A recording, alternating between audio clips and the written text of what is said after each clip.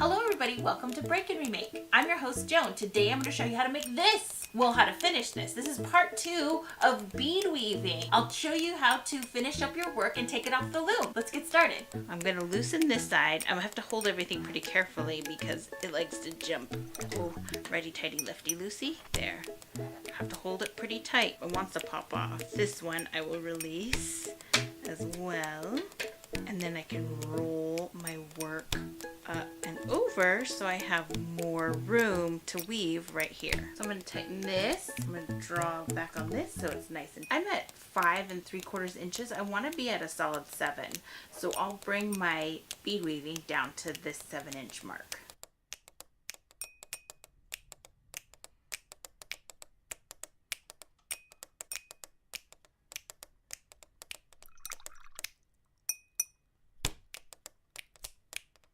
So I'm at my 7.5 inches for my bracelet to fit me nice. And then I'm going to weave back in my end. I've got this. I'm going to go back in through the last set of beads and weave it back and forth so I don't have to tie a huge knot at the end here. So I'm coming in between these two beads and drawing this up. And now I can cut this real close.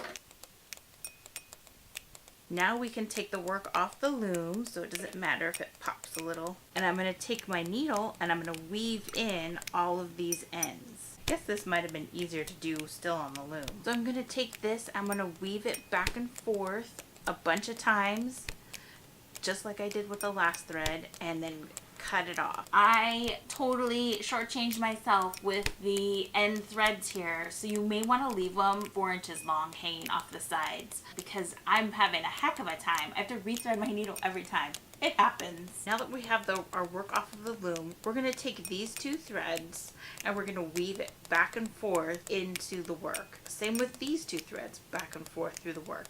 We're going to leave these 2 out and they become part of our clasp. I've got my needle threaded. I'm going to go, this is the outsidemost one. I've gone through my whole top row. Now I'm going to go back through the side beads here, back and forth a couple times, going down the rows to kind of tie this off.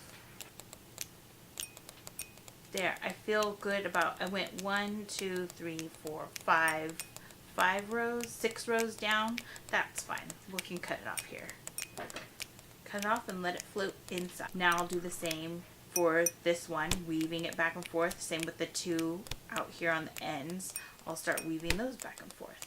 These are fancy cords, so I don't feel like I need to decorate them anyway. I'm just going to do a knot here at the base of this bead. Then I'm going to make it another knot up here, big enough for my button to pass through. About here is where I want my knot to be, so I'm going to do 2 knots just for good luck. And then we can put our button over here.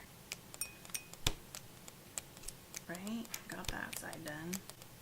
Do this side going the opposite way. There, now I have these 2 little ties. I can pull this down, make them even. I can tie my knot. I'm just going to do a square knot.